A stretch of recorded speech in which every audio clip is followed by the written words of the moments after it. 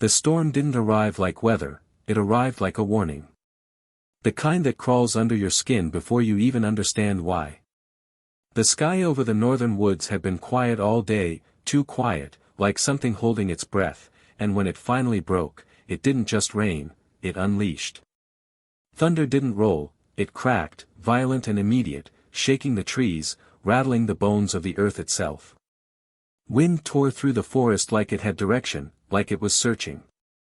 And standing at the edge of it all, on the weathered wooden porch of a remote cabin buried miles away from the nearest road, Daniel Hayes didn't flinch.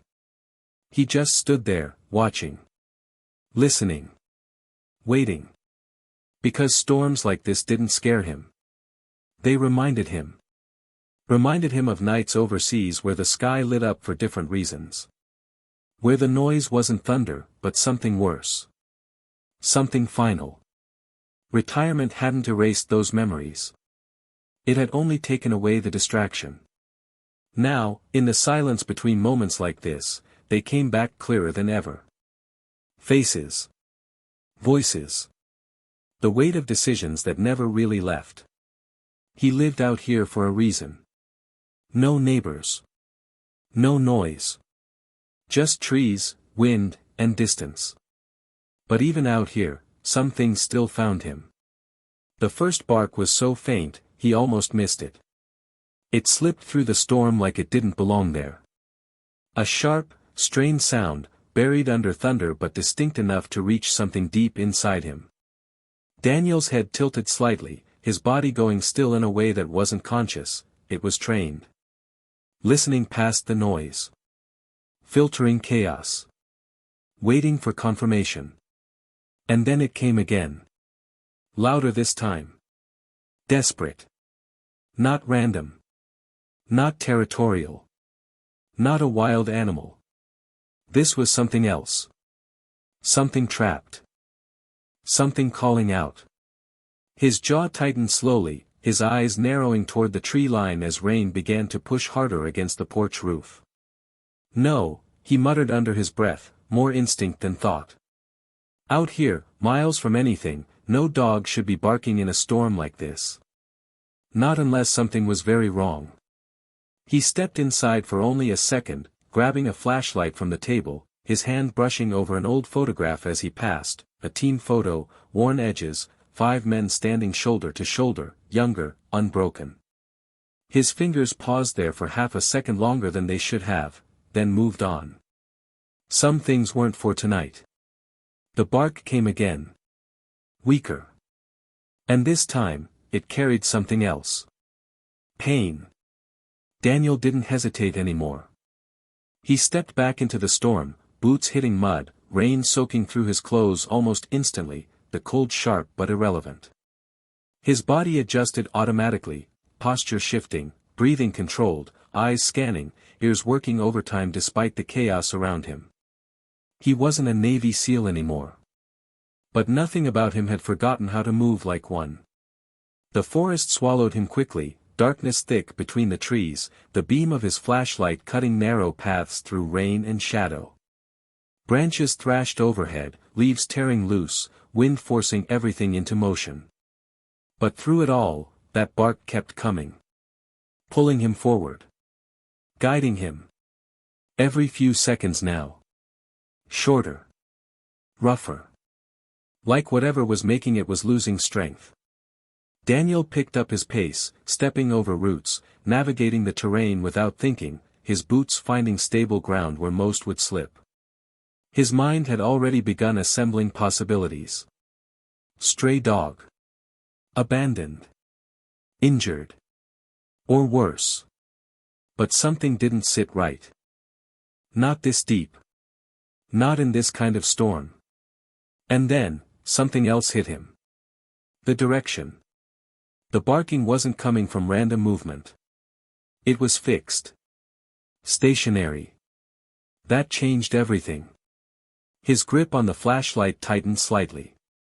Hold on, he muttered into the wind, not even sure if he was saying it for the dog, or for himself. The sound came again, closer now, echoing off the trees in uneven bursts, and with every step, Daniel felt something building in his chest. Not fear. Not yet. Something heavier. Familiar. The same feeling he got when something wasn't just wrong, but intentional. When this wasn't an accident. When someone had made a decision. The trees thinned slightly as he moved downhill, the ground softer, more unstable, mud pulling at his boots, but he kept going, pushing through branches, ignoring the sting of rain against his face. And then his light caught something. Metal. Low. Half buried. He slowed instantly, every sense sharpening at once. The barking came again, right in front of him now, raw and strained, and Daniel stepped forward carefully, angling the flashlight downward. The beam settled. And everything stopped. A chain. Thick. Rusted. Pulled tight.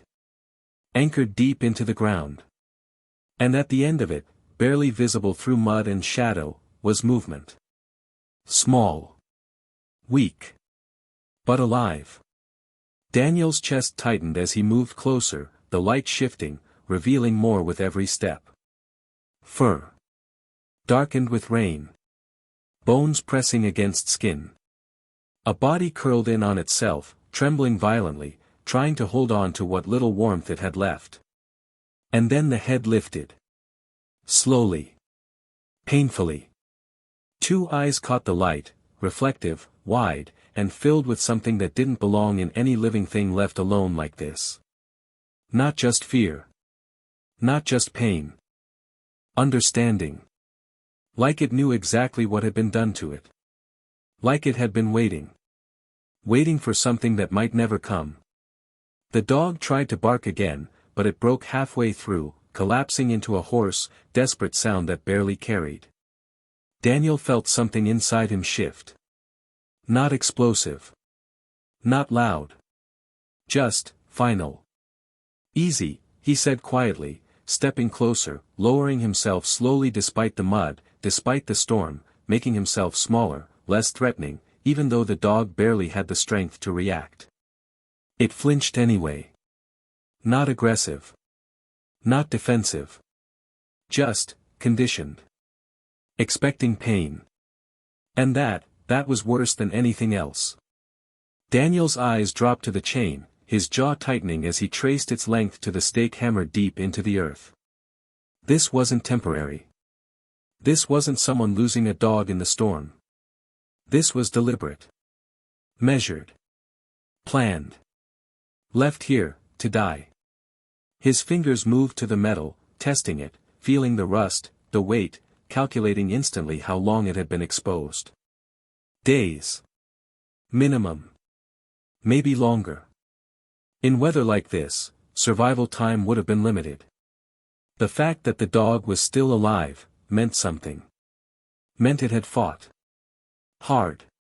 Daniel reached slowly for the collar, careful, giving the dog time to react, but instead of snapping or pulling away, it just, looked at him. Watching. Studying.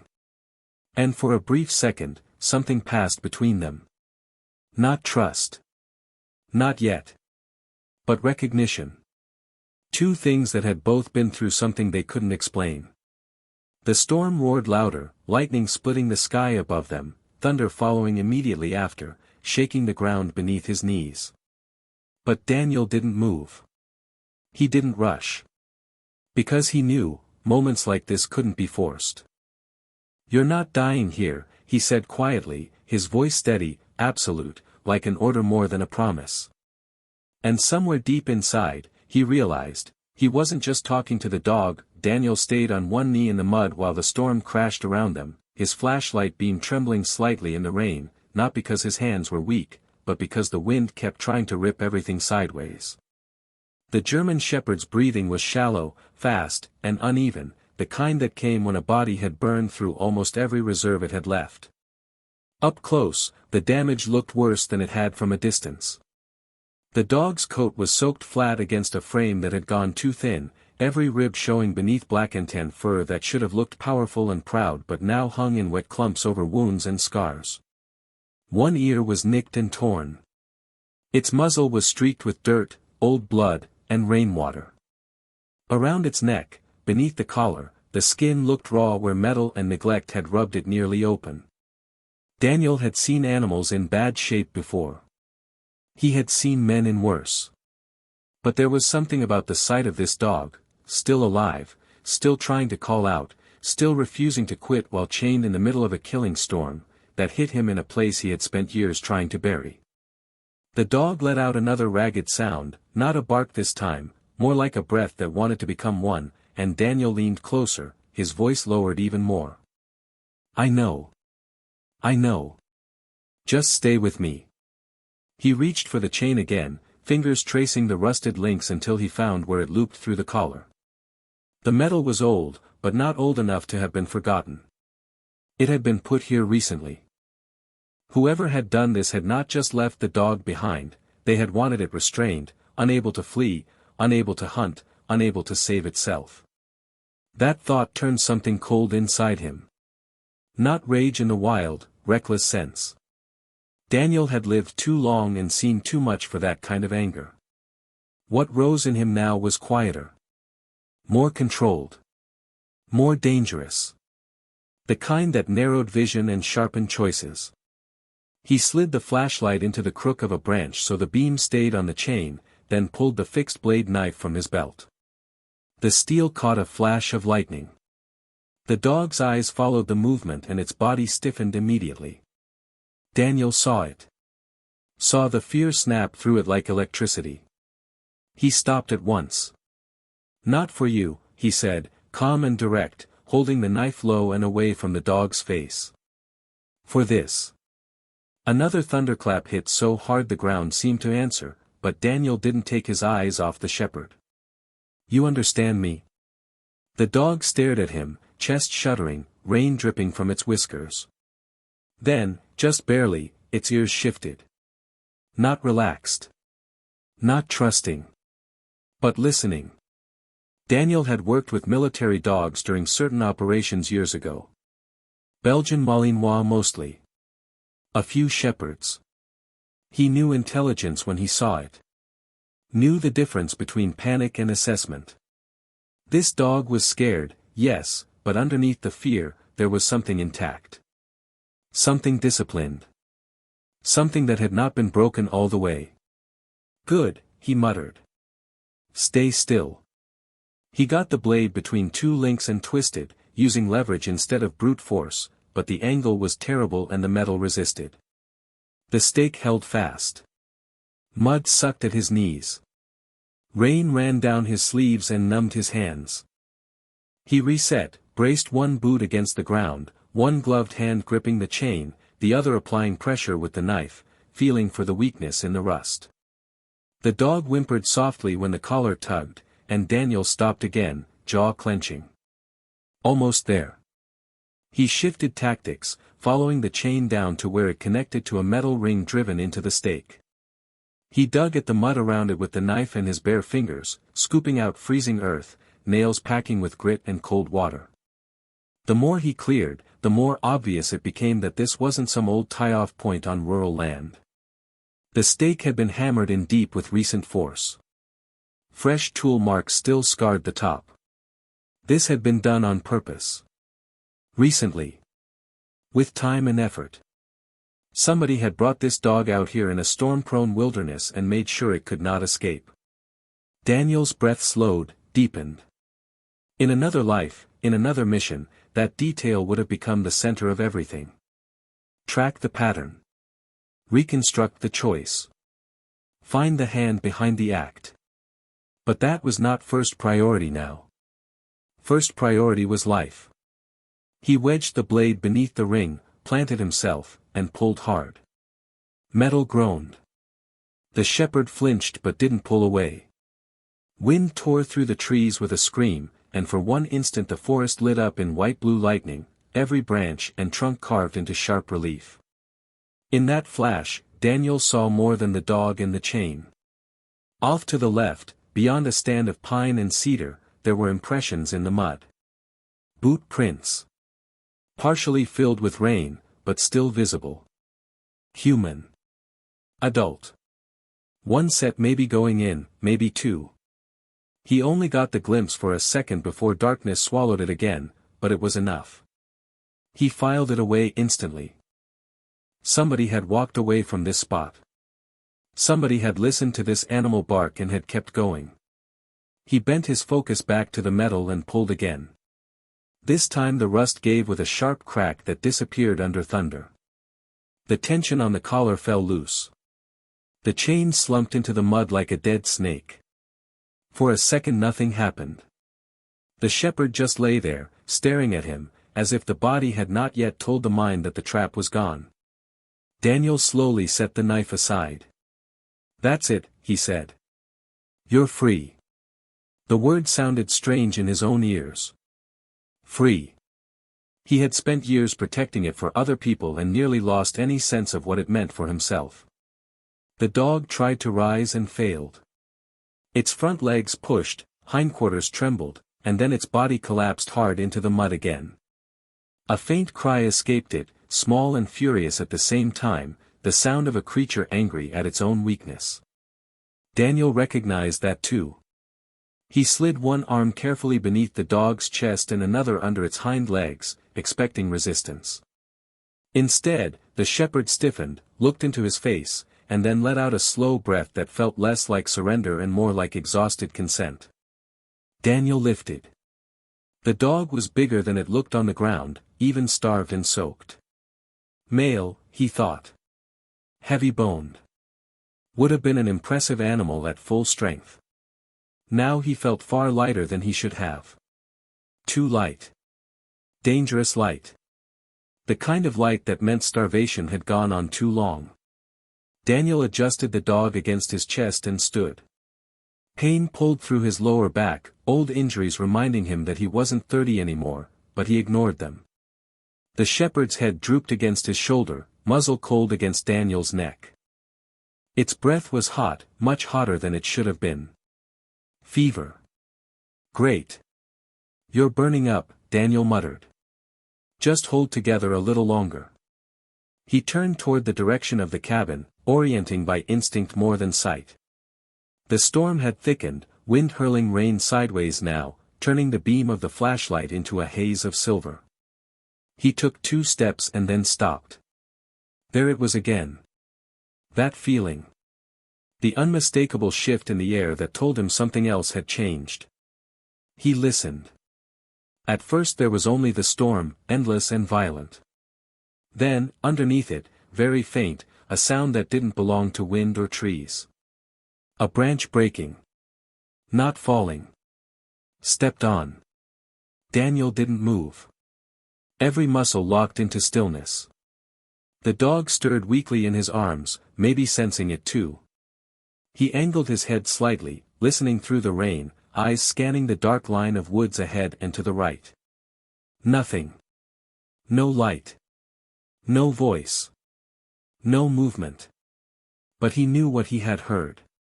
The kind of knowing that got forged in darkness where mistakes got people buried. He shifted the dog's weight carefully and lowered one hand toward the pistol at his hip. It was there because old habits die last, especially when solitude is your lifestyle and the nearest sheriff's deputy was too far away to matter in real time. He wrapped his fingers around the grip but didn't draw. Not yet. The storm made certainty difficult. Sound bounced strangely. Adrenaline could sharpen or distort.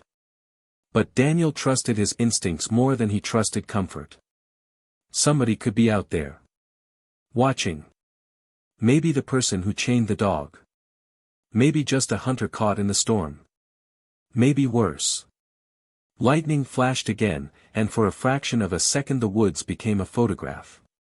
Trunks. Branches. Rain. Empty spaces. No human outline. No movement. Then darkness slammed back in. Daniel made his decision instantly. Stay exposed and investigate, or move the dog to shelter. The answer wasn't hard. He tightened his hold and started forward, faster now, body low, steps efficient, conserving energy while moving with purpose. The ground tried to steal his balance, mud dragging at his boots, roots hidden under floodwater, but he navigated through it with practiced precision. The dog's breathing brushed his neck in hot, uneven bursts. Once, the shepherd's head lifted and turned sharply over Daniel's shoulder toward the deeper woods, a low vibration building in its chest, not quite a growl, more like memory rising through exhaustion. Daniel noticed. "Yeah," he whispered. "I know." The cabin lights were still too far to see through the storm, but he knew the terrain. 40 more yards uphill, then the split boulder, then the shallow ditch, then open ground. He kept moving, every sense stretched wide. Years earlier, during one winter operation in the mountains of eastern Afghanistan, one of the youngest men on his team had asked him how he always seemed to know when something was wrong before anyone else did. Daniel hadn't answered right away back then. Later he had told the kid the truth, because by the time you hear the danger clearly, it's often too late. You learn to listen for absence. For shifts. For tiny breaks in the normal rhythm of an environment. Right now, the normal rhythm was chaos, which made the wrongness even harder to isolate. But it was still there. He felt watched. Not in the superstitious way isolated people start inventing company in the woods. In the measurable way a hunter recognizes another presence. He reached the split boulder and stopped behind it for a second, using the stone as partial cover from the slope below. Rain streamed down his face. He turned just enough to look back along the path he had come. Nothing. Just forest convulsing under the storm. But then the shepherd, half conscious a moment ago, raised its head again and stared into the darkness beyond the trees. Its ears shifted forward. The fur along what was left of its neck ruff tried to rise. There it was. Confirmation. The dog sensed it too. Daniel drew the pistol this time, keeping it low and close to his thigh, muzzle angled toward the ground. His voice stayed quiet. "You saw them, didn't you?" The dog didn't answer, of course, but its gaze did not move. Daniel looked along the same line and saw only black rain and branches. Then another lightning strike ripped across the sky, farther away this time, and for an instant he caught the shape of something between the trunks. A silhouette. Human-sized. Gone so fast it might have been illusion if not for the dog's reaction and the cold certainty in Daniel's gut. He didn't chase. He didn't call out. He moved. Fast. Uphill now, out of the cover of the trees, into the open patch near the cabin where anyone watching would have less concealment. The lights finally came into view, warm yellow through rain and darkness, more relief than beauty. The porch looked smaller than he remembered, the cabin more fragile against the storm, but it was shelter, heat, medicine, walls, weapons, radios, and visibility. It was enough.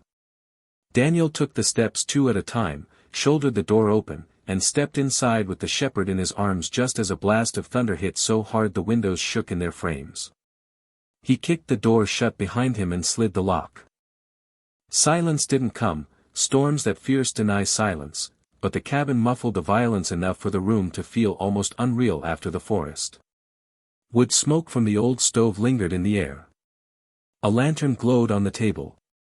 The single-room living area looked exactly as he had left it, sparse, functional, clean. A man's place stripped of decoration and clutter, built around necessity rather than comfort. Yet the moment he set the dog down carefully on the thick rug near the stove, the room changed. It no longer felt like a bunker. It felt like a place where something fragile had been brought back from the edge. The shepherd tried to stand again, legs buckling instantly. Daniel caught it before its head hit the floor. "No heroics," he said. "Not tonight." He moved quickly now. Training, field medicine, survival routines, all of it rising without effort. He pulled dry towels from a shelf, fed more wood into the stove, set water to warm, grabbed the old trauma kit he kept stocked out of habit more than expectation. When he returned, the dog had not moved far. It lay where he had left it, body curled tight, eyes tracking him with wary exhaustion.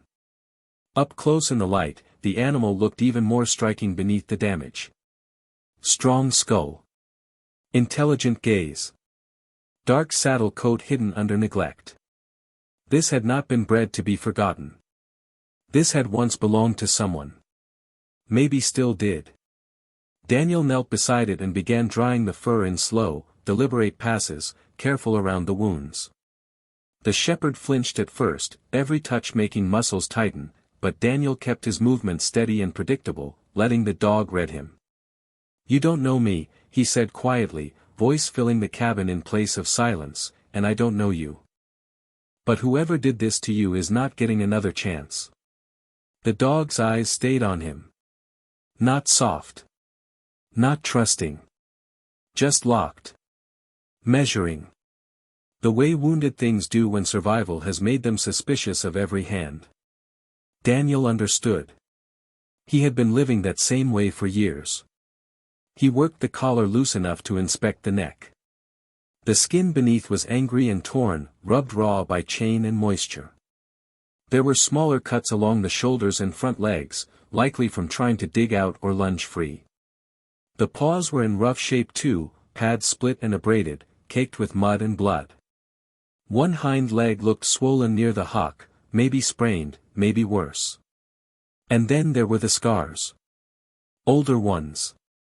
Thin pale lines hidden under the wet fur, too straight and deliberate to be the work of branches or ordinary accidents. Daniel's expression hardened. This wasn't the first time the dog had known pain. He reached for the scissors, held them up first so the shepherd could see them, then carefully cut away the collar. The leather was stiff, cracked, and waterlogged. No tag. No contact plate. Nothing except one thing pressed faintly into the underside, almost hidden where the material had folded. Daniel leaned closer, wiping mud away with his thumb. Letters. Worn, but there. He angled the collar toward the lantern light. The stamp was partial, old, but readable enough to stop him cold. Rex. The name sat there in faded imprint, simple and blunt, and for a moment Daniel just stared at it. A real name turned a rescue into something else. The dog wasn't just a shape in the storm now. He was someone. Someone who had belonged, or still belonged, to a story Daniel had just walked into without warning. He looked at the shepherd again. "Rex," he said slowly. One ear twitched. Barely, but it happened. Daniel waited, then tried again. "Rex." This time the dog's eyes sharpened. Not fully alert, not even close, but there was recognition. Through the fever, through the exhaustion, through whatever hell he had been left in, he knew his name. Daniel let out a breath he hadn't realized he was holding. "All right," he murmured. "Rex it is." He poured warm water into a basin and began cleaning the worst of the mud away, using gauze and cloth, stopping whenever Rex tensed too hard.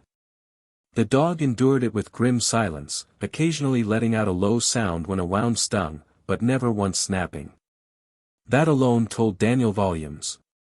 A dog this hurt, this terrified, if truly unstable, would have lashed out by now. Rex didn't. He watched. He assessed. He bore it. The kind of restraint that spoke of intelligence, training, and a spirit stronger than the body carrying it. Once the neck wound was clean enough, Daniel applied antibiotic ointment and wrapped it lightly. Then the paws. Then the cuts along the shoulders. He listened to Rex's breathing the whole time, watching for signs of worsening shock, for the lethargy that slides into something darker.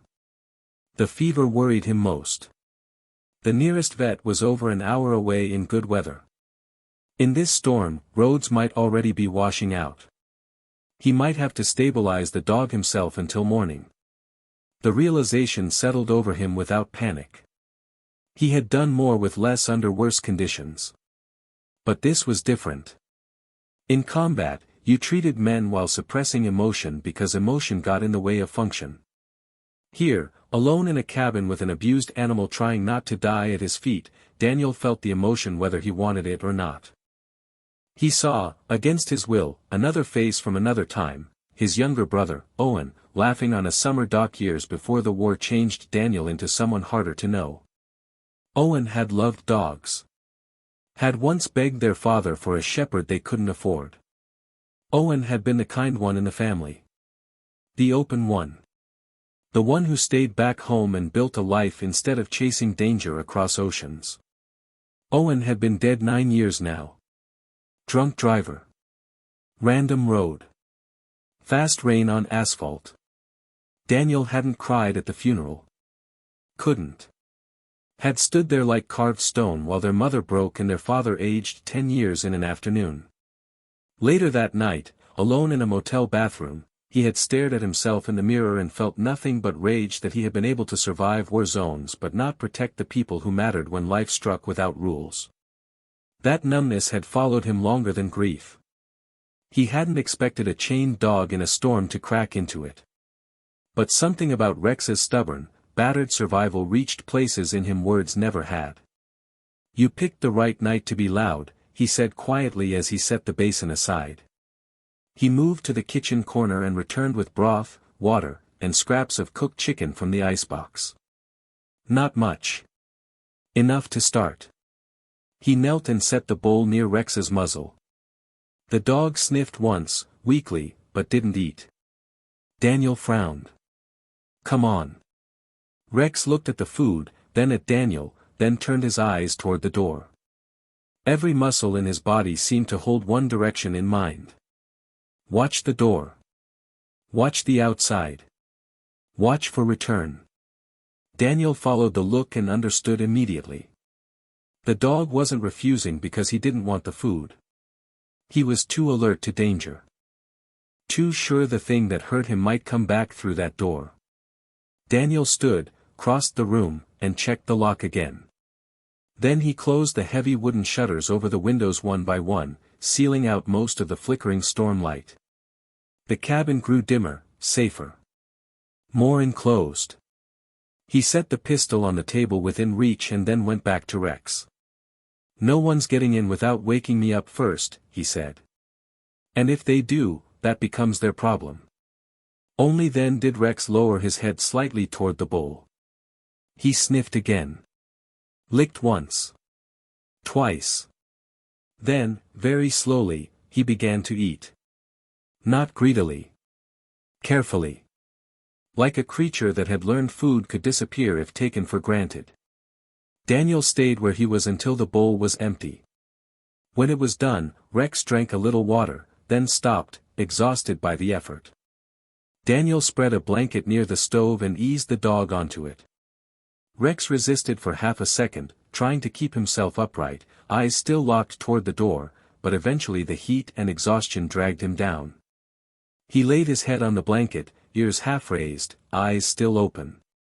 Daniel sat on the floor opposite him, back against the couch, one forearm resting on a bent knee.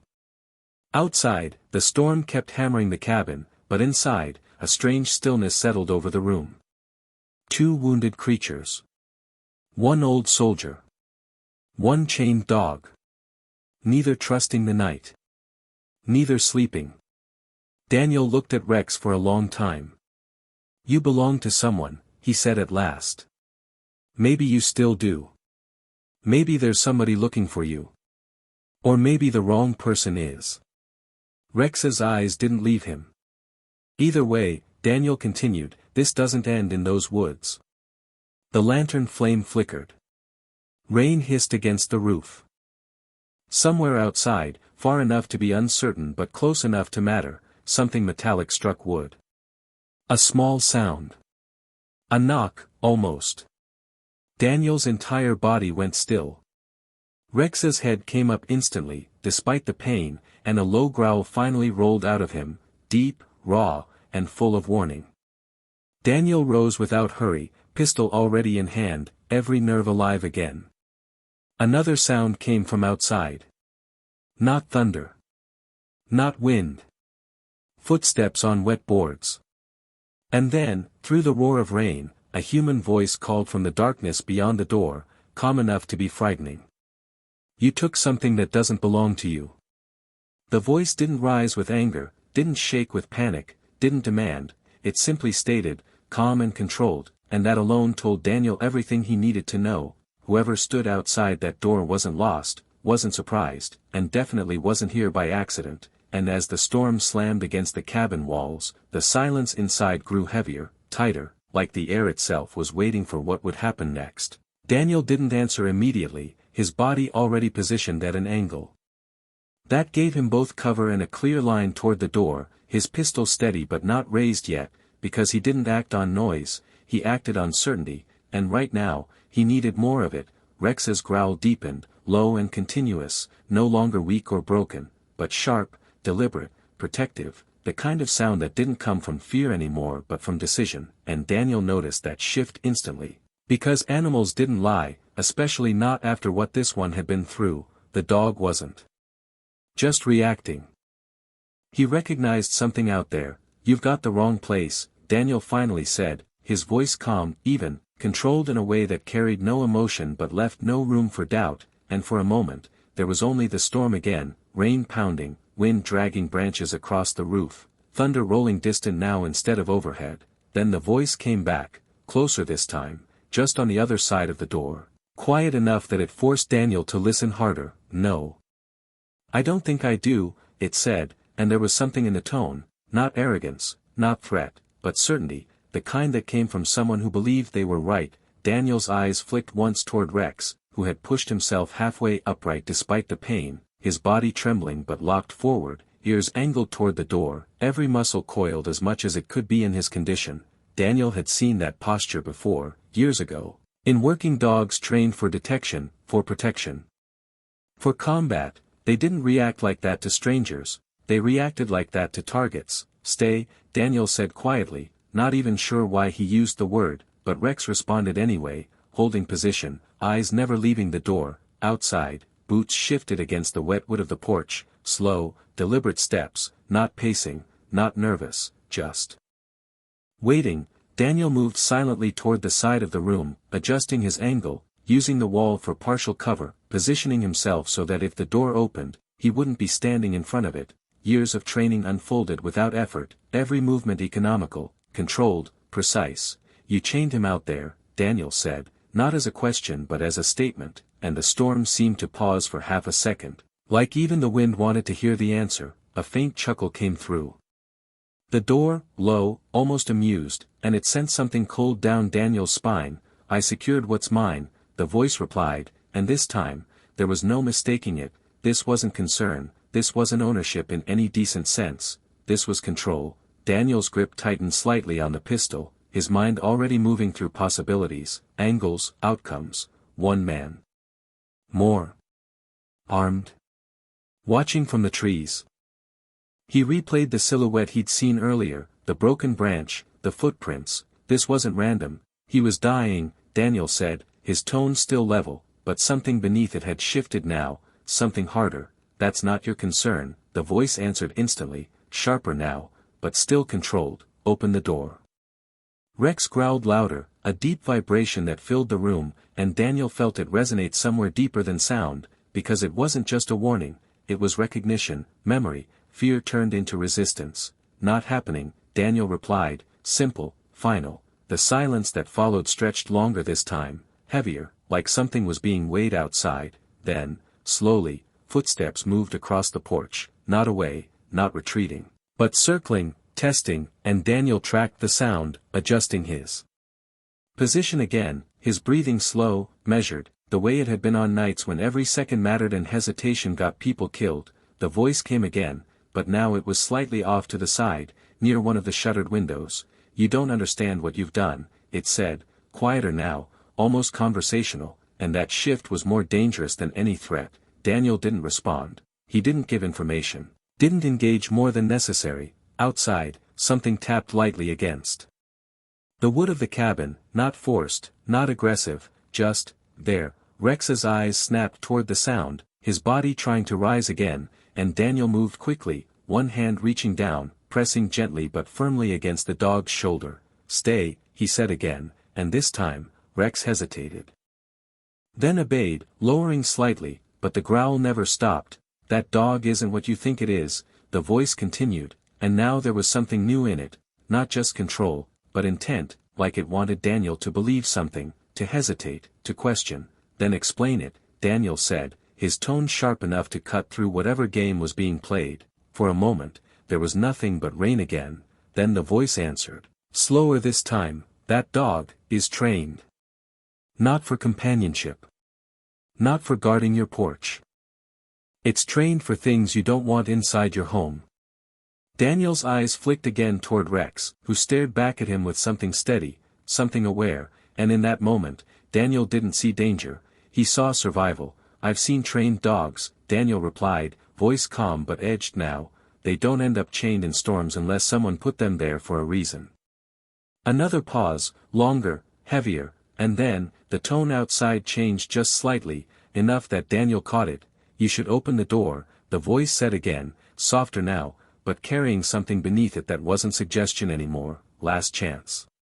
The words hung in the air like a line drawn in sand. Inside the cabin, the fire cracked softly, the lantern flickered, Rex's breathing remained uneven but determined, and Daniel stood there, unmoving, his decision already made before the question was ever asked. You should leave, Daniel said quietly. Outside, the storm surged again, wind slamming into the cabin walls, and for a brief second, everything blurred into noise. Until a sudden, violent impact hit the side of the cabin, wood splintering slightly under the force, not enough to break through, but enough to send a clear message. Rex snapped fully upright despite the pain, barking now, loud, sharp, alive in a way he hadn't been moments before, and Daniel's posture shifted instantly from defensive to ready. Whatever was outside wasn't leaving, and the storm had just become the least dangerous thing in the night. The impact against the wall didn't come again immediately, and somehow that made it worse, because now it wasn't chaos, it was controlled, deliberate, like whoever was outside wanted Daniel to feel the pressure before escalating further,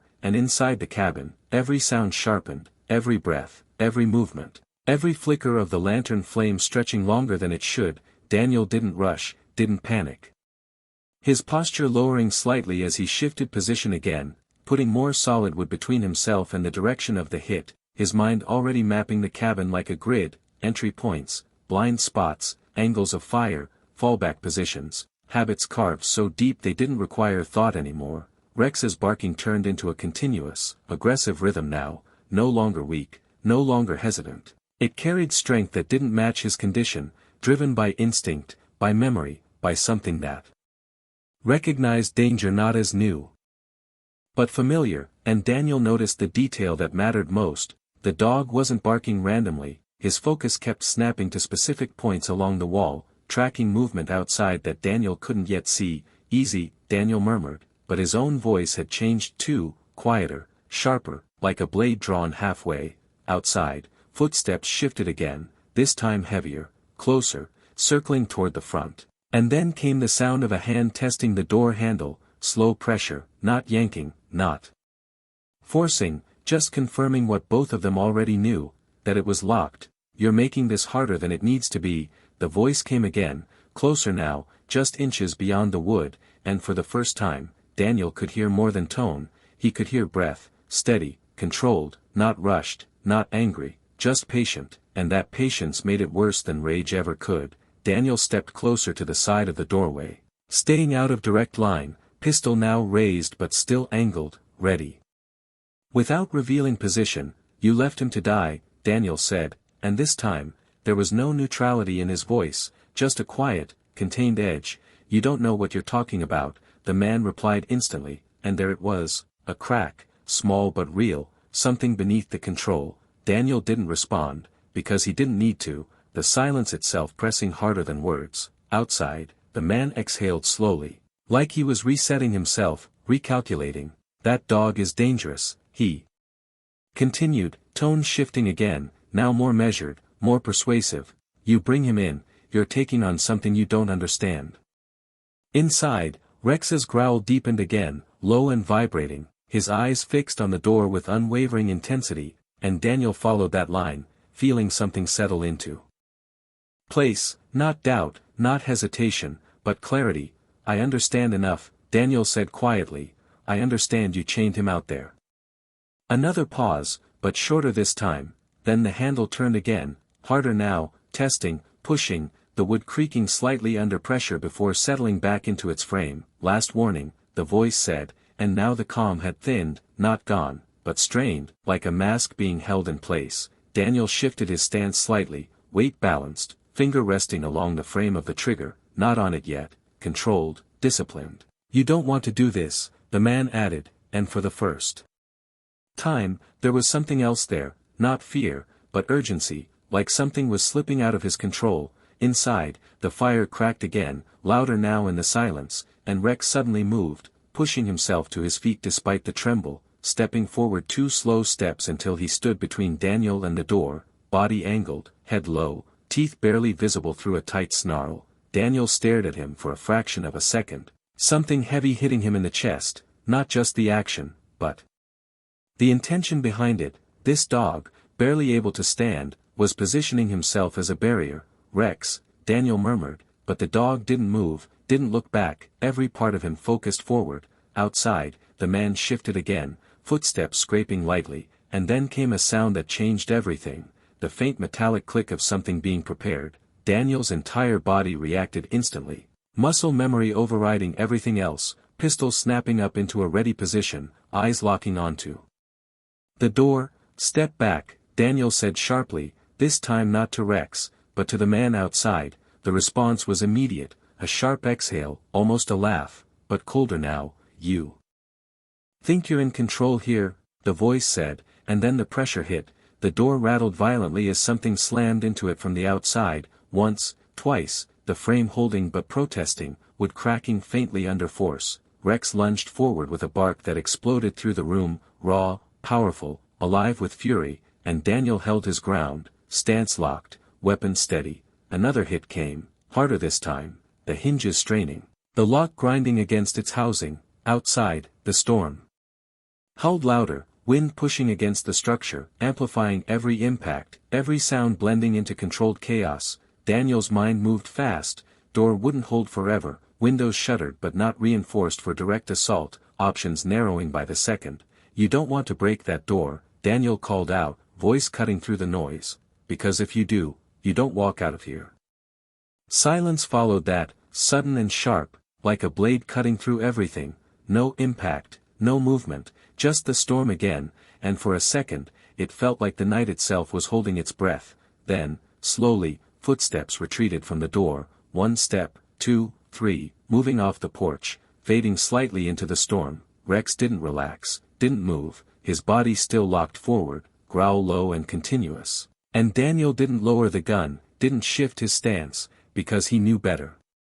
Retreat didn't mean gone, retreat meant repositioning.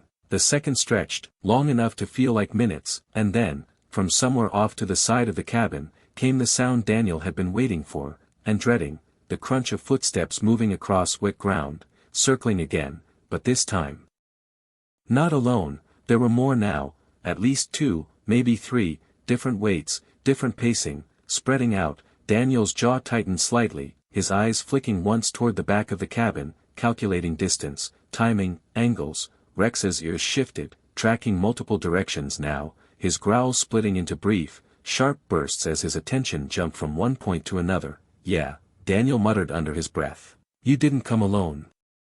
Outside, the storm masked their movement, but not completely. A shadow passed briefly across one of the shutter edges, gone as quickly as it appeared. Daniel adjusted again, stepping back just enough to widen his field of view, keeping the door in sight while angling toward the side wall. This wasn't intimidation anymore, this was setup. And then, through the storm, came a different sound, low, mechanical, distant but unmistakable. The ignition of an engine somewhere beyond the trees. Daniel's eyes narrowed slightly, something clicking into place in his mind. This wasn't just retrieval, this was coordination. Whoever these people were, they weren't improvising, they had come prepared, and that meant one thing, they weren't leaving without the dog. Inside the cabin, the tension tightened like a wire pulled to its limit, Rex standing between Daniel and the unknown, the storm raging like cover for something much worse. And out there in the darkness, unseen figures were closing in, not just on the cabin, but on whatever Rex had been running from. And Daniel realized, with cold certainty, that this wasn't just about saving a dog anymore, this was about stepping into something far bigger than he had planned.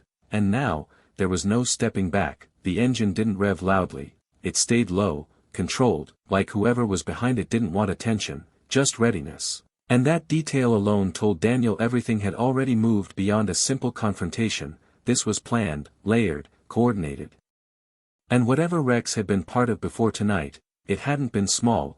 Inside the cabin, the air felt heavier now, charged with something that pressed against the skin, and Daniel shifted slightly, lowering his center of gravity, eyes moving in calculated patterns across the walls, windows, door, tracking every possible entry point while his mind built a timeline.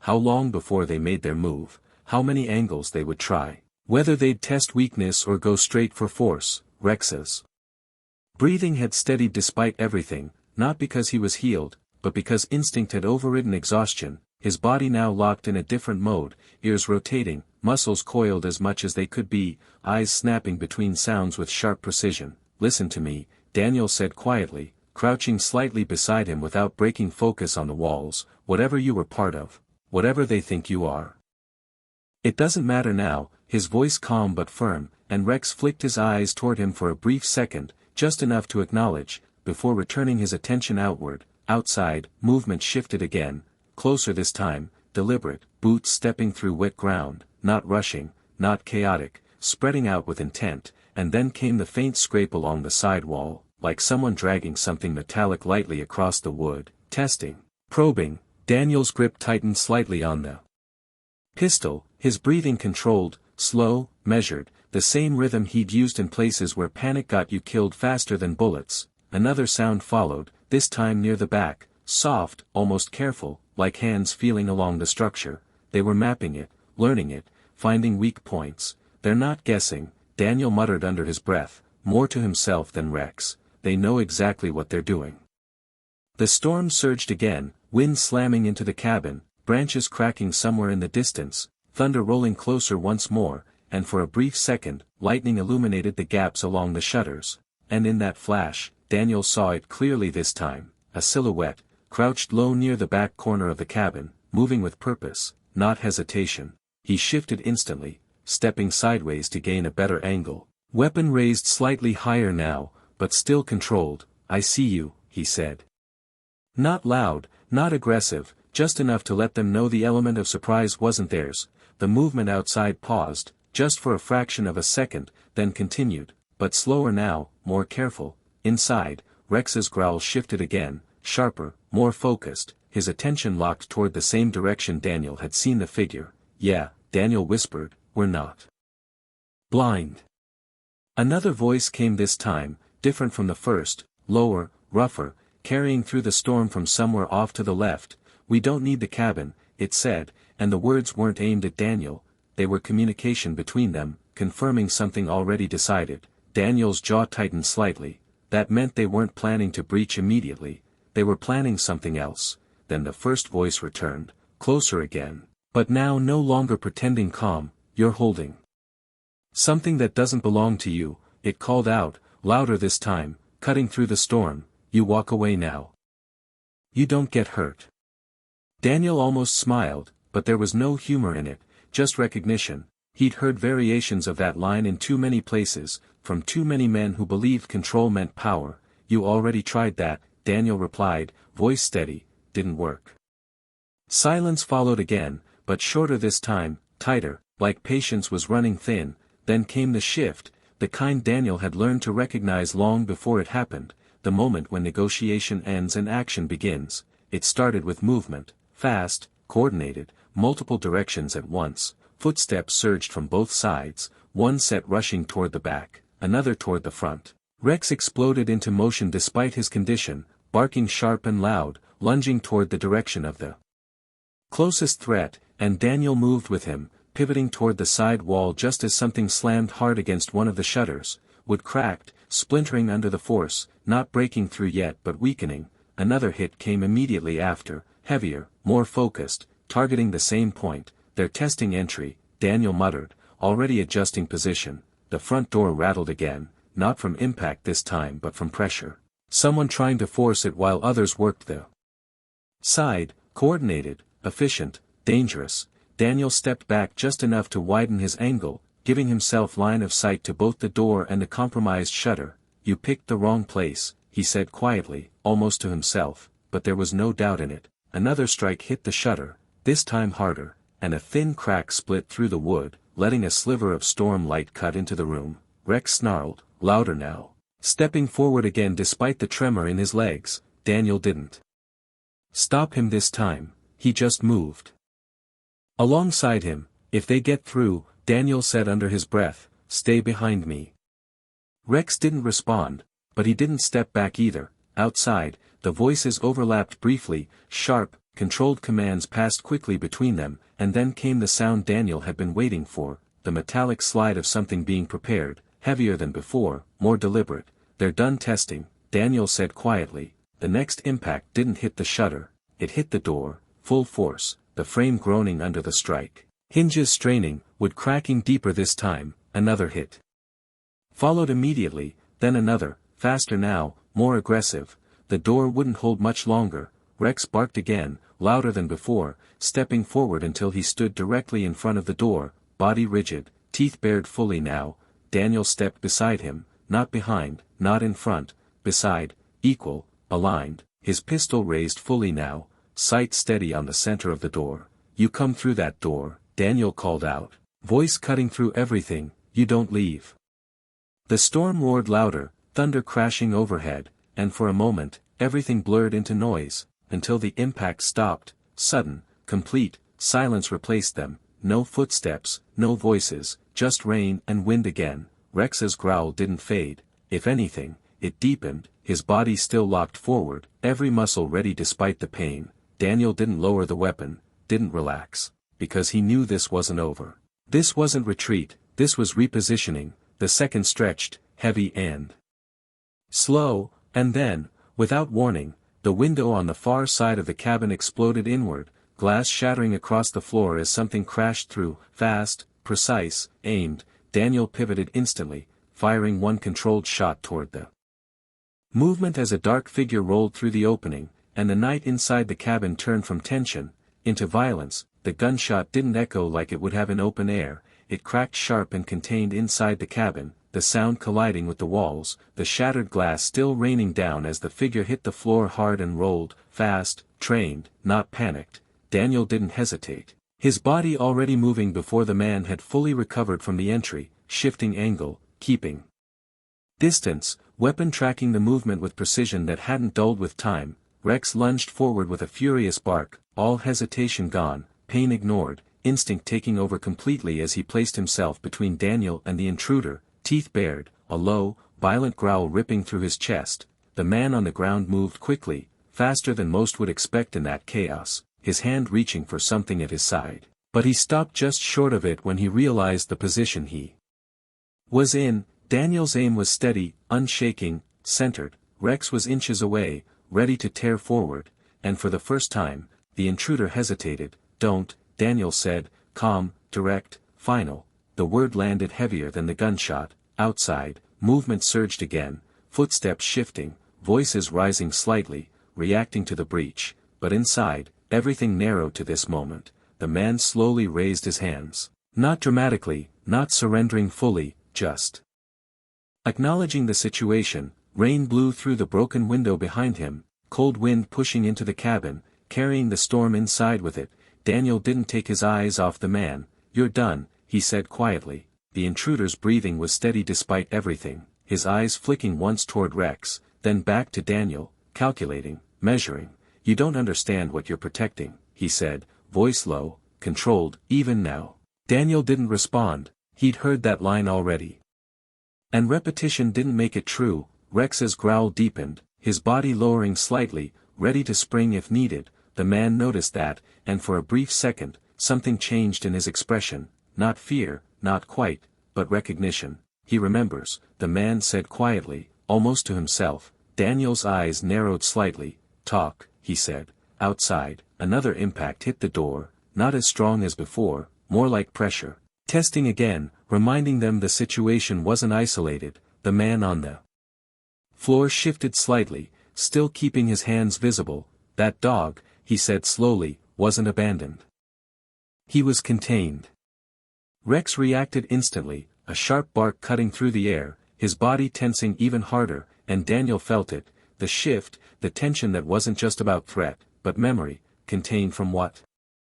Daniel asked, voice flat. The man hesitated for half a second too long. Daniel noticed. From him, the man finally said, and the words hung in the air like something unfinished. Rex's reaction was immediate, a louder bark, followed by a sharp movement forward, forcing the man to lean back instinctively. Daniel didn't move, but his mind did. Something wasn't lining up. This wasn't how someone talked about a simple retrieval. This wasn't how someone described an animal. Outside, the first voice returned, louder now, closer to the broken window. Get him out of there, it called, and there was urgency now, real urgency, no more controlled calm. Daniel shifted slightly, adjusting his angle to keep both the intruder and the window in view. You've got one chance, Daniel said to the man on the floor. Start making sense.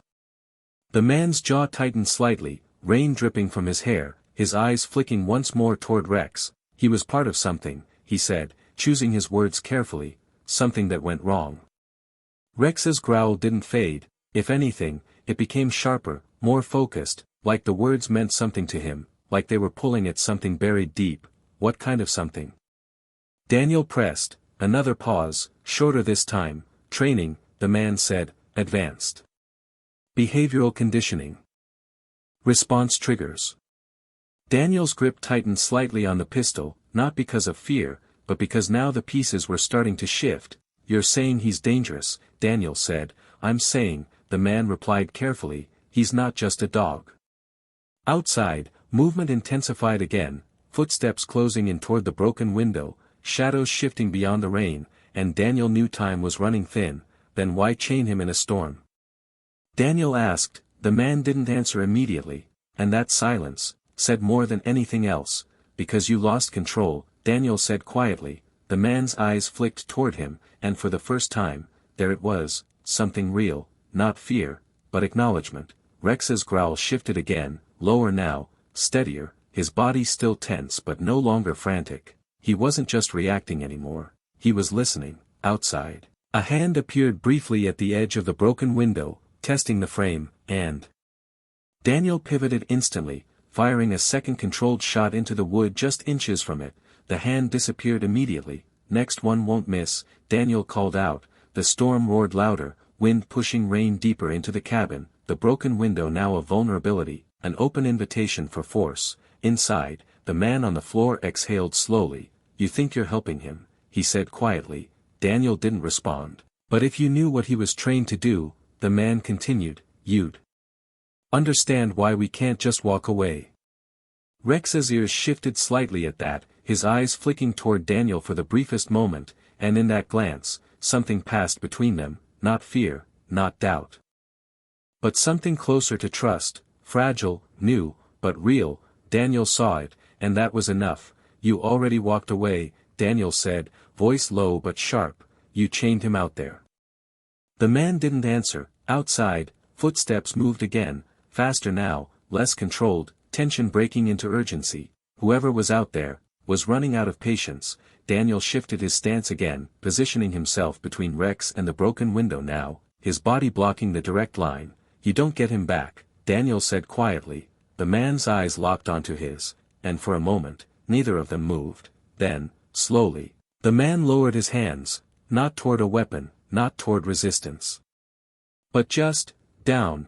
Then you don't understand what you've just stepped into, he said, and before Daniel could respond, another figure surged toward the broken window from outside, faster than before, more aggressive, and this time they weren't stopping. The second figure didn't hesitate like the first. There was no testing, no pause, no calculation visible in the movement, just raw execution as the body surged through the shattered window frame with force, boots hitting the floor hard, glass crunching under weight, momentum carrying forward into a low, aggressive stance. Daniel reacted instantly, pivoting with controlled precision, weapon snapping toward center mass, but before he could fire, Rex moved, faster than anything his condition should have allowed, launching forward with a violent burst of energy, a full-bodied collision that slammed into the intruder's chest mid-motion, teeth flashing as the man staggered backward, caught completely off guard. The impact drove him off balance, his footing slipping on the wet floor, and Rex followed through,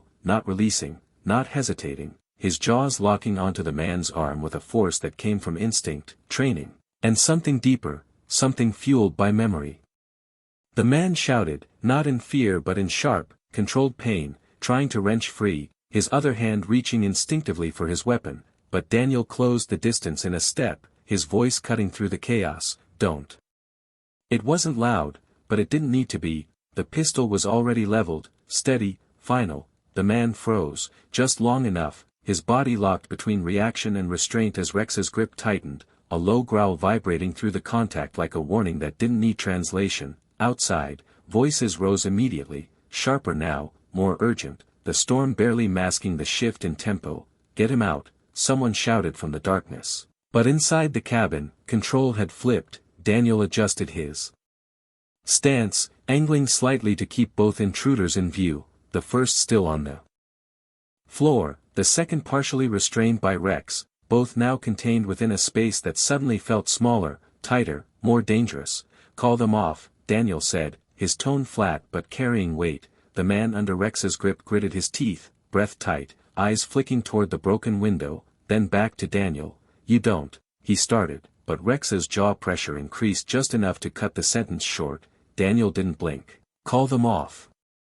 Outside, movement shifted again, less aggressive now but not retreating, like a pack recalibrating instead of backing down. The first man on the floor exhaled slowly, his posture changing slightly, less resistant now, more resigned. "Stand down," he called out through the broken window, voice steady despite the tension. The response came slower than expected, a delay that stretched just long enough to feel dangerous, and then the movement outside eased, not gone, but no longer advancing.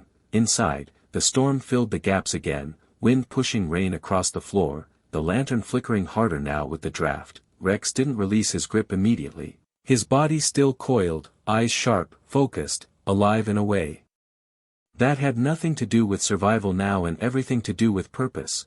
Daniel crouched slightly, lowering his center without dropping his guard. "Rex," he said quietly. The dog didn't respond at first, his focus locked on the man beneath him. "Rex," Daniel repeated, firmer this time, and after a brief, tense second, the dog's jaw loosened just enough for the man to pull his arm free, retreating back a step. Breathing heavier now but controlled, Rex stepped back as well, but not far, just enough to reposition himself between Daniel and both intruders again, body angled, ready. Daniel noticed the difference instantly. This wasn't random aggression, this was structured behavior, controlled, trained. The first man shifted slightly on the floor, pushing himself up into a seated position, his eyes moving between Rex and Daniel with a new kind of calculation. "You see it now," he said quietly. Daniel didn't respond, not because he didn't hear, but because he was still processing what he had just seen, that movement, that reaction.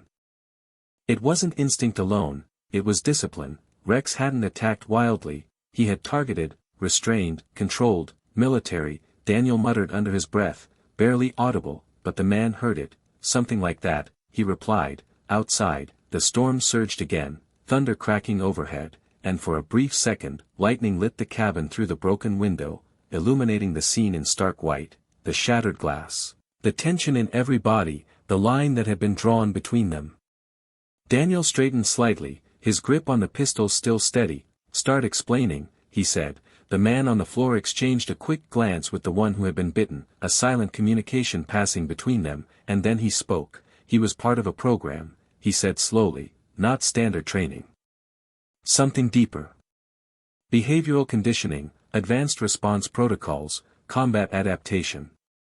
Rex's ears twitched at the words, his body tensing slightly again, but he didn't move forward this time. He just listened. Daniel's eyes narrowed slightly. "You turn dogs into weapons," he said. "You're surprised when they fight back." The man shook his head slightly. "You don't understand," he said. "He didn't fight back, he broke pattern."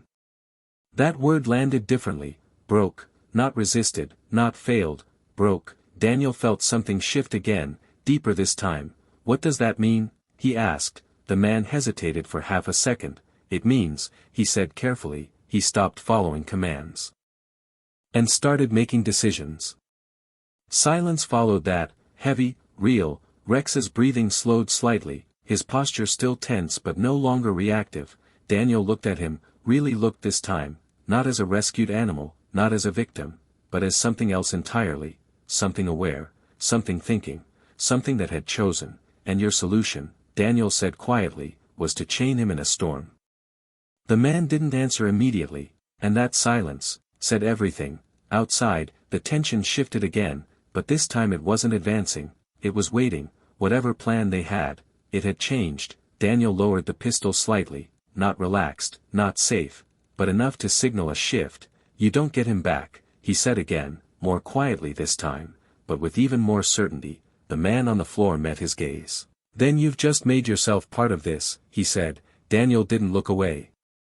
Already was, he replied. Rex shifted slightly beside him, his body no longer trembling from weakness but steady, grounded, present. For the first time since Daniel had found him in the storm, he didn't look like something broken, he looked like something waiting.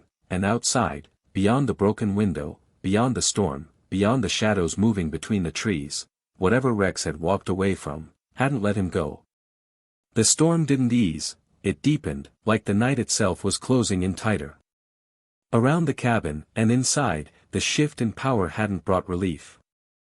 It had brought clarity, the kind that stripped away doubt and left only decisions. Daniel stood there, the weight of everything settling into place piece by piece, his mind no longer reacting, now calculating, and across from him, the two men no longer looked like intruders in control, they looked like variables that had gone wrong. Rex stood at his side, not in front, not behind, but aligned, his breathing still heavy but steady. His eyes no longer darting but focused, watching everything. Absorbing everything, and Daniel could feel it now. The difference wasn't subtle anymore. This dog wasn't just reacting to threats, he was reading them. Outside, the movement had stopped advancing entirely, footsteps no longer circling, no more testing strikes, just presence, waiting in the dark beyond the broken window, and that silence was louder than anything that had come before it. How many? Daniel asked without looking away from the men. The first man exhaled slowly. Enough, he said. Daniel's expression didn't change. That's not an answer. The man hesitated, then gave it anyway. 4 outside. Plus us. 6. Daniel processed it instantly, not overwhelming, but not careless either, organized, deliberate. And the engine? Daniel asked. Back up, the second man replied, flexing his injured arm slightly, testing the damage Rex had done, extraction if needed. Daniel nodded once, small, almost imperceptible. This wasn't a random operation, this was retrieval with contingency. He shifted his stance slightly, lowering the pistol just a fraction more. Not surrender, not trust, but control. You said he broke pattern, Daniel said, eyes flicking briefly toward Rex before returning to the men. Explain that. The first man exchanged another glance with his partner, then leaned back slightly, his posture no longer defensive but cautious. He stopped responding to command structure, he said, ignored triggers. Refused directives. Rex's ears twitched again, his body tensing just slightly at the words, but he didn't react aggressively, he just listened. That happens, Daniel said, animals resist. The man shook his head. Not like this, he said quietly, not with that level of conditioning. Not after that level of training. Daniel didn't interrupt, the man continued. He wasn't just trained to follow commands, he was trained to prioritize them. Override instinct. Override hesitation. Daniel's eyes narrowed slightly. So what changed?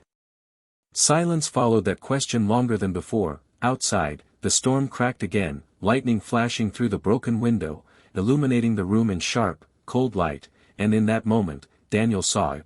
The hesitation wasn't about information. It was about admission. He chose, the man finally said. The word landed heavy. Rex shifted slightly beside Daniel, his head lifting just a fraction higher. Chose what? Daniel pressed. The man looked at Rex, not with fear, not even with anger, but with something closer to uncertainty. Not to follow, he said, not to obey. Daniel's jaw tightened slightly. That's not a malfunction, he said quietly, that's a decision. The man didn't respond, didn't argue, and that silence confirmed it. Rex wasn't broken, Rex had changed. Outside, a faint sound broke through the storm, the crunch of movement shifting again, but not advancing, more like repositioning, waiting for instruction. Why chain him? Daniel asked again, sharper this time. The second man answered first. Because we couldn't risk him getting out, he said. Daniel's eyes snapped toward him. He was already out, he said. You lost him. The man's expression tightened slightly. We contained him before he could go further, he replied. Contained him? Daniel repeated, the word carrying weight now. He was dying. Silence, again, but this time, it wasn't defensive, it was something else, something closer to acknowledgement. Rex shifted slightly, his body leaning just a fraction closer to Daniel, not in fear, not in weakness, but in alignment. Daniel felt it, subtle but real. The dog had made his choice. Outside, the first voice returned, louder now, cutting through the storm. We're done waiting, it called. Daniel didn't turn, didn't react outwardly, but inside, everything locked into place. Time had run out. You hear that? The first man said quietly. This doesn't end here. Daniel's eyes stayed steady. It already did, he replied. Rex let out a low, steady growl, not aggressive, not explosive, but certain. The kind of sound that didn't come from fear anymore, it came from decision. Outside, movement surged again, but different this time, faster, more direct, no more testing. They were committing. Daniel moved instantly, stepping back just enough to reposition himself with a clearer angle on the broken window and the door, his body aligning with Rex's instinctive positioning.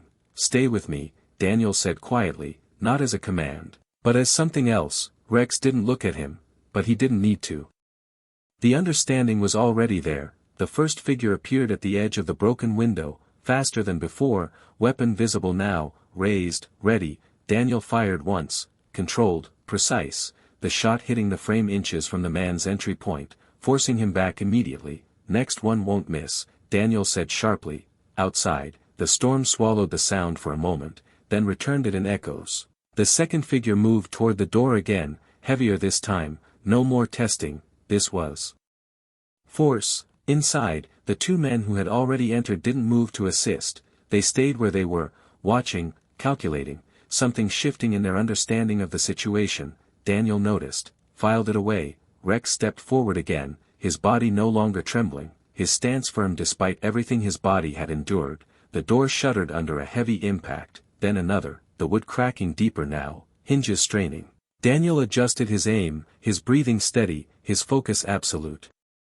This was no longer about defense, this was about holding the line, and beside him, the dog that had been left to die in the storm stood ready, not as something broken, but as something that had already survived far worse. Outside, the final impact hit harder than the rest, the door splintering under the force, and in that split second before it gave way completely, Daniel understood one thing with absolute clarity. Whatever Rex had walked away from, it wasn't just coming to take him back, it was coming to finish something. And now, Daniel was standing directly in its path. The door didn't just break, it gave way like something that had been holding its breath too long, wood splintering inward under a final, brutal impact as the lock tore free and the frame cracked open, rain and wind surging into the cabin in a violent rush. The first man through didn't hesitate, weapon raised, posture tight, trained, moving with the kind of speed that came from repetition. Not panic, but Daniel was already there, already aligned, his shot cracking through the storm before the man could fully clear the threshold, forcing him sideways into the broken frame, his entry collapsing into cover instead of control. Rex lunged forward at the same instant, not blindly, not wildly, but with purpose, his movement sharp despite the injury, his body angling not toward the weapon but toward the man's center, forcing him back further, disrupting his stance completely. Outside, the others surged in response, shadows shifting rapidly beyond the door and window, multiple angles now converging, and for a brief second, everything fractured into motion, wind, rain, voices, footsteps, the echo of gunfire blending into a single, chaotic moment. Daniel stepped back half a pace, creating space, adjusting his line of fire, his focus snapping from one target to another, never holding longer than necessary, never overcommitting. The second man pushed in low from the side of the doorway, trying to use the broken frame as cover, but Rex shifted instantly, his body cutting across the angle, forcing the man to hesitate just long enough for Daniel to react. Down. Daniel snapped, and Rex dropped, immediately, instinctively, and the next shot fired clean over him, striking the wood inches from the man's shoulder, splintering the frame and driving him back out into the storm. The movement outside faltered for a second, not retreat, but recalculation, and that second was all Daniel needed. Back, he said sharply, this time to Rex, and the dog moved without question, stepping back into position beside him, chest heaving but steady, eyes still locked forward. Inside, the two men who had entered earlier hadn't moved to assist, they hadn't drawn weapons, hadn't advanced, and now, in the middle of the chaos, Daniel understood why. They weren't leading this anymore. Something had shifted in the chain of command outside. The voice returned, louder now, sharper, cutting through the storm with authority. Enough, it shouted. Everything paused, not fully, not safely, but enough. Movement slowed, positions held, the storm filling the gaps again. Daniel didn't lower his weapon, didn't step forward, he held the line exactly where it was. Rex stood beside him, not trembling now, not faltering, his body aligned with Daniel's stance like it had always been there. Outside, a figure stepped forward into the doorway, slower this time, controlled, deliberate, not rushing, taller than the others, broader, his presence carrying something different, not just control, command. The rain soaked him instantly, but he didn't seem to notice, his eyes locking onto the scene inside, the broken door, the shattered window, the men who had already failed to secure the target, and finally Rex. For a moment, nothing moved, the storm roared around them, but inside that frame, everything narrowed. You've made your point, the man said, voice steady, deeper than the others, carrying authority without needing volume. Daniel didn't respond, he didn't negotiate from a position like this. The man's gaze shifted briefly to the two inside, then back to Daniel. This doesn't need to go further, he continued. Daniel's eyes narrowed slightly. It already has, he replied. The man's expression didn't change, but something behind his eyes did, something calculating, adjusting. His gaze returned to Rex, and for the first time, there was something there that hadn't been present before, not control, not certainty.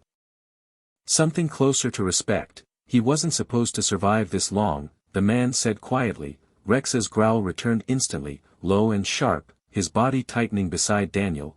Daniel didn't take his eyes off the man. He wasn't supposed to be left out there either, he said. The man didn't deny it, didn't argue, and that silence confirmed more than any explanation could. Outside, the others shifted slightly, waiting for instruction, but none came. The storm pressed harder, wind tearing at the broken structure, rain flooding the floor near the entrance. Daniel adjusted his stance slightly, maintaining his line. You're not taking him, he said, not loud, not aggressive, just final. The man studied him for a long moment, then glanced again at Rex. You think this ends with you keeping him? He asked. Daniel didn't answer, because he didn't need to. The man exhaled slowly, rain running down his face. His posture still controlled but no longer advancing. He's not just trained, the man said, he's classified.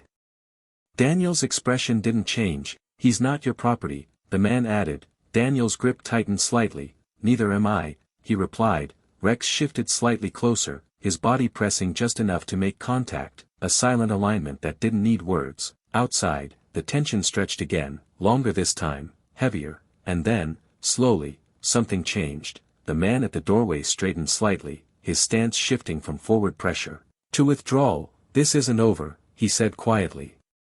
Daniel didn't respond. The man held his gaze for one last second, then stepped back into the storm. The others followed, one by one, controlled, not rushed, not defeated, just leaving. The engine in the distance roared to life, louder now, no longer concealed, tires grinding against wet ground as the vehicle shifted position. Daniel didn't move until the sound began to fade, until the shadows outside pulled back into the trees, until the storm swallowed their presence completely. Only then did he lower the pistol slightly. Inside the cabin, the damage was clear: broken door, shattered window, rain soaking the floor, tension still hanging in the air like smoke. Rex stood beside him, breathing hard but steady, his body no longer coiled for attack, but not relaxed either. Daniel looked down at him, really looked this time, not at a victim, not at a problem, but at something else entirely, something that had been through more than anyone had explained. Yeah, Daniel murmured quietly, they're not done.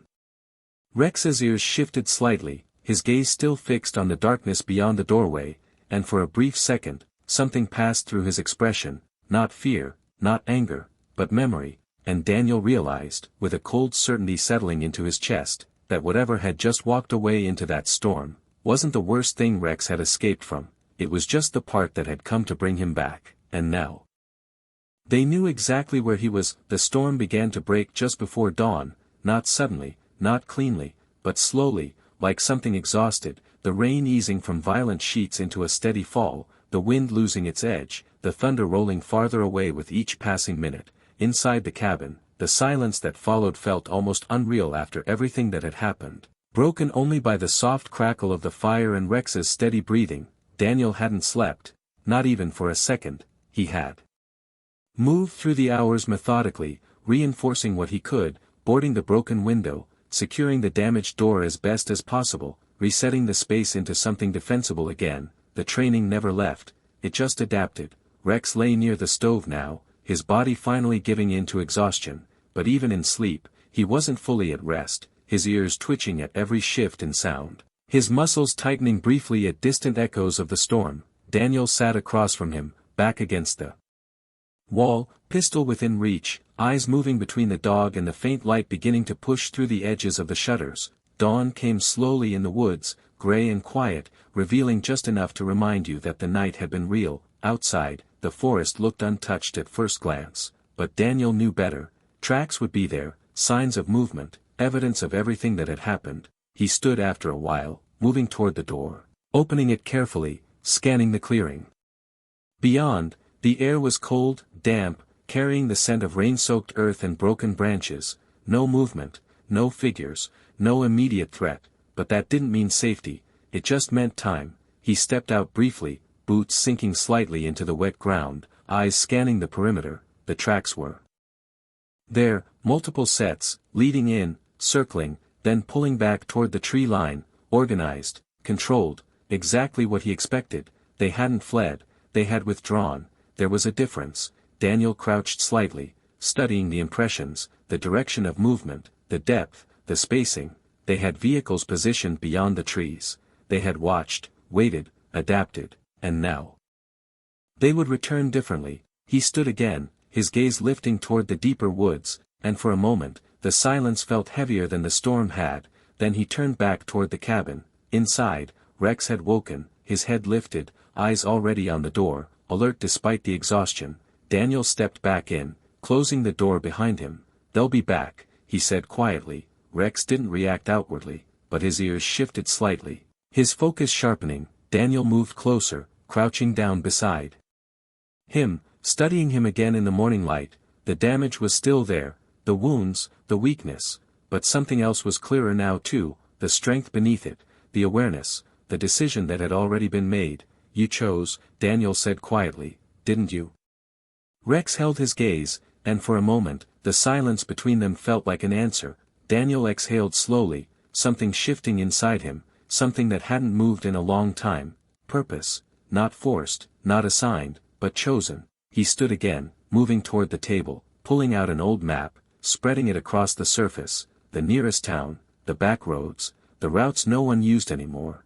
If they stayed here, they would come back prepared. If they moved, they might stay ahead. Daniel's mind moved through options, scenarios, outcomes. He wasn't running, but he wasn't staying in place either. "We don't wait for them," he said, more to himself than Rex. Behind him, the dog pushed himself slowly to his feet, unsteady but determined, stepping closer. Daniel glanced back at him. "You sure about this?" he asked quietly. Rex didn't hesitate. He stepped forward, closing the distance, standing beside him again. Not behind, not ahead, beside. Daniel nodded once, small but certain. "Yeah," he murmured, "I figured." Outside, the last of the storm faded into the distance, leaving the woods quiet again, but not peaceful, not anymore. Daniel gathered what he needed, gear, supplies, weapons, moving with purpose now, every action deliberate, every decision clear. This wasn't about isolation anymore. This wasn't about hiding from the past. This was about stepping forward into something that had already found him. He slung his pack over his shoulder, checked the weapon one last time, then looked down at Rex. The dog's posture was steady despite everything, his eyes clear, focused, ready. Daniel opened the door, the cold morning air rushing in, carrying the scent of a world that hadn't yet caught up to what had happened in that cabin. "All right," Daniel said quietly, "let's finish this." Rex stepped forward first, crossing the threshold without hesitation, moving into the clearing, into the unknown, and Daniel followed. Behind them, the cabin stood silent, marked by the night that had changed everything. Ahead of them, the forest stretched wide, full of shadows, full of answers, full of whatever Rex had escaped from, and as they moved forward together, one thing was certain: the storm hadn't been the beginning, it had been the warning, and whatever came next, they would face it. The same way they had faced everything else, side by side, no longer alone, no longer running, but moving towards something that demanded an ending, not just for Rex, but for everything that had tried to break him, and this time, it wouldn't be left unfinished.